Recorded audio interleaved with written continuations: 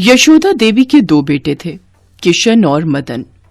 किशन गांव में ही रहता था, जबकि मदन अपनी पत्नी और बच्चों के साथ शहर में रहता था। छठ पूजा का त्योहार आने वाला था। किशन ने अपने भाई मदन को फोन मिलाया।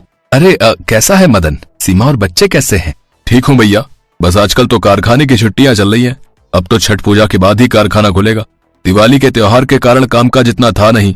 और आप बताओ, माँ कैसी है? भाभी बच्चे सब बढ़िया। मैंने इसलिए तुझे फोन किया है, माँ को मत बताना कि मैंने फोन किया है। माँ का बहुत मन था कि इस बार सीमा गांव में ही छठ पूजा का व्रत करे। बहुत समय भी हो गया सबसे मिले। एक काम कर, तू इस बार छठ पूजा पर गांव ही आ जा, माँ को बहुत अच्छा लगेगा। ठीक है भैया, अब तुमने कहा है तो मेरा भी मन गांव आने को कर रहा है। मैं सीमा से बात करता हूँ और माँ को सरप्राइज दे दूंगा, ये ठीक रहेगा। हाँ, तू चिंता मत कर, मैं माँ को कुछ नहीं कहूंगा। तू अपने आप आना, तो माँ तुम्हें अचानक देखेंगी तो खुश हो जाएंगी। और फिर मदन ने पत्नी और बच्चों के साथ छठ पर्व पर गांव जाने का प्रोग्राम बना लिया। जब वो लोग अचानक से पहुंचे तो यशोदा देवी की खुशी का ठिकाना नहीं था। आखिर बेटा, बहू, पोता पोती बहुत दिनों बाद जो मिल रहे थे। बस भाभी, बैगन का चोखा इतना स्वादिष्ट बना है ना कि आनंद आ गया। कुछ भी कहो भाभी, गांव की सब्जी और फलों में अलग ही बात है। हमारे शहर में इतना स्वादिष्ट बैंगन का चोखा मैं बना ही नहीं पाती, जितनी मर्जी कोशिश कर लूं। यहाँ के मसाले में, सब्जियों में अलग ही खुशबू है। नहीं, ऐसी बात नहीं है। तुम भी बहुत स्वादिष्ट बनाती हो। वो कभी कभी जब हम अपने हाथों का खाकर ऊब जाते हैं ना, तो हमें दूसरों के हाथ का भोजन अच्छा लगता है। इसी बात पर एक रोटी और ले लो। तुम लोगों ने अचानक से आकर जो मुझे खुशी दी है ना बेटा, मैं बता नहीं सकती। दादी, मुझे गांव घूमना है। दादी, मुझे भी गांव घूमना है। अरे बच्चों, चिंता मत करो। छठ पूजा पर हम पूरा गांव घूमेंगे। नदी घाट पर जाएंगे, वहाँ मेला लगता है, खूब घूमेंगे। चलो मुन्नी बिट्टू, मैं तुम्हें अपने खिलौने दिखाती हूँ। आओ बिट्टू, मैं तुम्हें अपना बैट बॉल दिखाता हूँ। चलो, बच्चे तो खेलने में मस्त हो गए। अच्छा माँ, बता दो छठ पूजा के लिए क्या क्या सामान लाना है? मैं और मदन बाजार जा रहे हैं तो लेते आएंगे। राधा बहू, तुम बता दो एक बार क्या क्या लाना है, और सीमा बहू भी सब कुछ देख लेगी कि गांव में छठ पूजा कैसे होती है।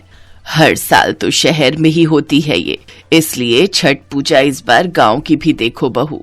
जी माँ। छठ पूजा के लिए सारा सामान आ जाता है।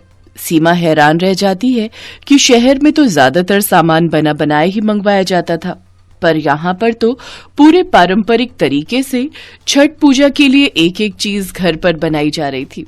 देखो सीमा, चना दाल, कद्दू की सब्जी, ठेकुआ चावल का भात, खीर, सब कुछ घर पर बनेगा। माँ, ये बांस के सूप, टोकरी, फल भी ले आए हैं। क्या हुआ सीमा, क्या देख रही हो? यही सोच रही हूँ कि यहाँ तो मुझे कितना कुछ देखने और सीखने को मिल रहा है, पर शहर में तो मैं बिल्कुल अकेली होती थी, मन ही नहीं लगता था। 3 दिन अकेले बहुत बोर हो जाती थी। कुछ भी कहो, त्योहार अपनों के साथ मिलकर जो खुशी देते हैं ना, वो खुशी अकेले नहीं मिलती। अपनी सास और जेठानी से सीमा को इतना प्यार मिलता है कि वो खुशी से भावुक हो जाती है।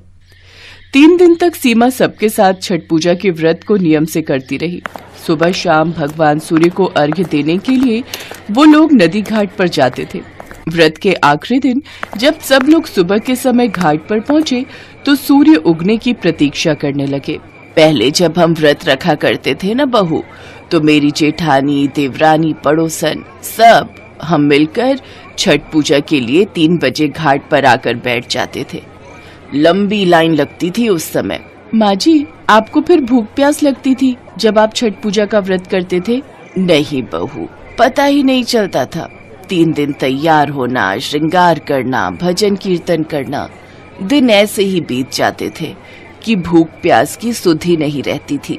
अच्छा, बहू बेटे शहर से आए हैं इस बार छठ मनाने के लिए? हाँ शांति बहन, बहू बेटे कहाँ हैं तुम्हारे? अरे घाट के दूसरी तरफ पूजा कर रहे हैं। मेरे से इतना चला नहीं जाता तो थक कर यहीं बैठ गई। कब आए ये लोग? नमस्ते चाची जी, हम लोग परसों आए थे। बच्चों ने कहा कि माँ चलो, तुम भी घाट पर, तो साथ आ गई। बस सूर्य देवता का इंतजार हो रहा है, वो दर्शन दे तो बहुएं पूजा कर लेंगी। हाँ, बहू भी वही इंतजार कर रही है। भीड़ भी बहुत है। चलो अच्छा है, हर बार शहर की छठ पूजा देखते हो, इस बार गांव की देख रही हो। सब लोग बातें करते रहे। सीमा को, बच्चों को गांव का माहौल बहुत अच्छा लग रहा था, पर अचानक मौसम बदल गया। तेज हवाएं चलने लगी। सब लोग वहीं खड़े रहे, कोई भी अपनी जगह से नहीं हटा। देखा सीमा, अगर शहर में ऐसा आंधी तूफान होता तो अब तक सब लोग पीछे हट गए होते। गांव में यही तो है, अगर पूजा करनी है तो पूरे विश्वास के साथ करनी। कोई भी नहीं घबराता इस आंधी तूफान से, क्योंकि यहाँ के लोगों को ऐसे मौसम को झेलने की आदत होती है। आप बिल्कुल सही कह रहे हो। सचमुच विश्वास पर ही तो दुनिया कायम है। थोड़ी देर बाद मौसम ठीक हो जाता है। सूर्य भगवान के दर्शन हो जाते हैं। सीमा अपनी जेठानी राधा के साथ पूजा के लिए सामान निकाल रही थी।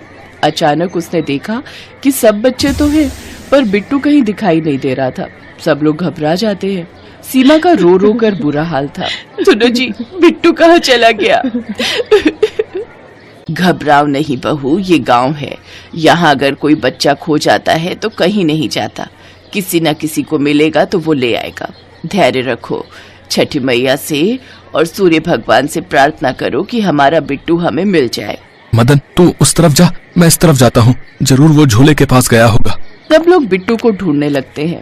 सीमा और राधा भगवान सूर्य और छठ मैया से प्रार्थना करती हैं। तभी दो आदमी बिट्टू को लेकर आ जाते हैं। किशन और मदन भी तब तक आ चुके थे।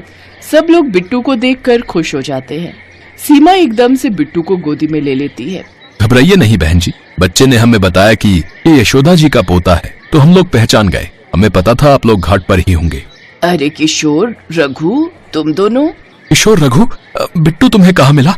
रघु ने और मैंने मिलकर इस बार मेले में झूला लगाया।